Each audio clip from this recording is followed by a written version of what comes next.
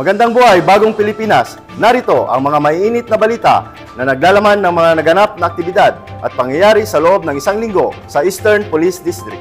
Mga balitang may puso at may tunay na serbisyo publiko para sa bayan. Ito ang mga balitang pamamalisan. Patnubay mo sa silangan.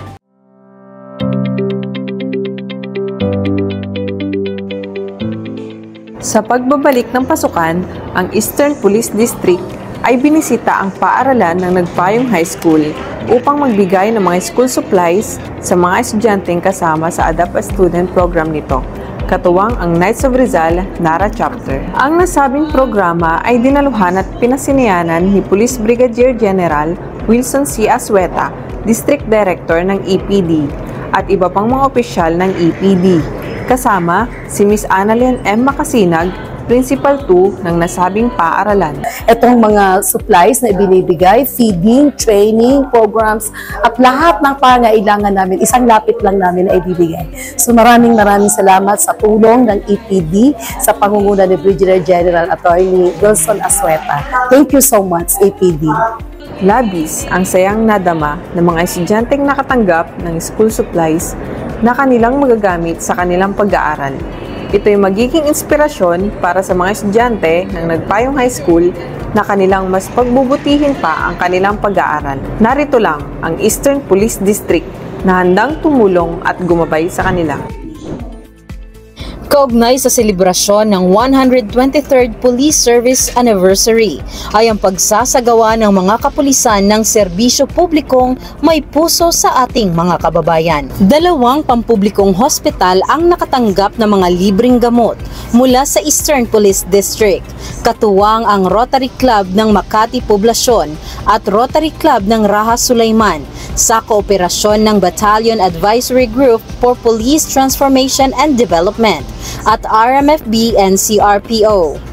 Ang mga nasabing hospital ay ang Amang Rodriguez Medical Center sa Marikina City at Rizal Medical Center sa Pasig City. Ang Rizal Medical Center ay lubos pong nagpapasalamat sa Rotary Club of Makati Poblasyon at Rotary Club of Raha Sulaiman, katuwang ng Eastern Police District for their donations of these life-saving medication. Marami pong pasyenteng makakakuha ng ginhawa dahil.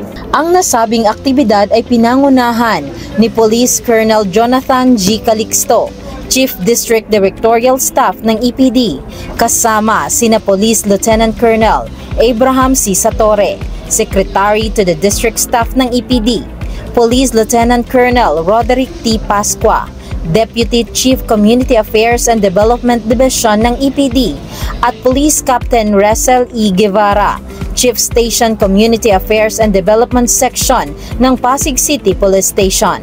This is to coincide with the celebration of the Police Service Anniversary. Kailangan na ipagsilbihan natin yung mga constituent natin dito sa Eastern Police District. And one of that is makapagbigay tayo ng tulong sa mga hospital na nangangailangan ng gamot. Karamihan sa mga gamot na pinamigay ay ipamimigay din ng libre sa mga kababayan nating kapos at walang pambili. Dahil sa bagong Pilipinas, ang gusto ng pulis, ligtas ka.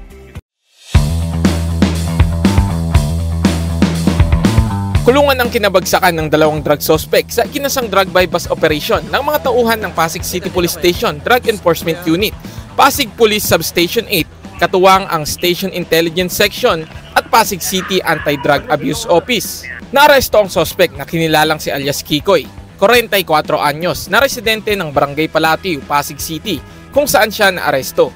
Nakumpiska mula kay alias Kikoy ang 2 pirasong transparent plastic sachet na may lamang pinaghihinalaang shabu na may timbang na humigit kumulang 12 grams at estimated standard drug price na 81,600 pesos.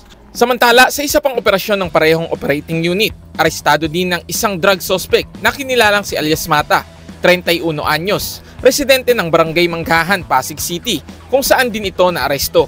Nakuha mula sa suspect ang 2 pirasong heat-sealed transparent plastic sachet na naglalaman ng hinihinalang shabu na may timbang na humigit kumulang 11 grams at may estimated standard drug price na 74,800 pesos. Sa kabuuan, umabot sa 156,400 pesos na halaga ng illegal na droga ang nasabat sa 2 operasyon.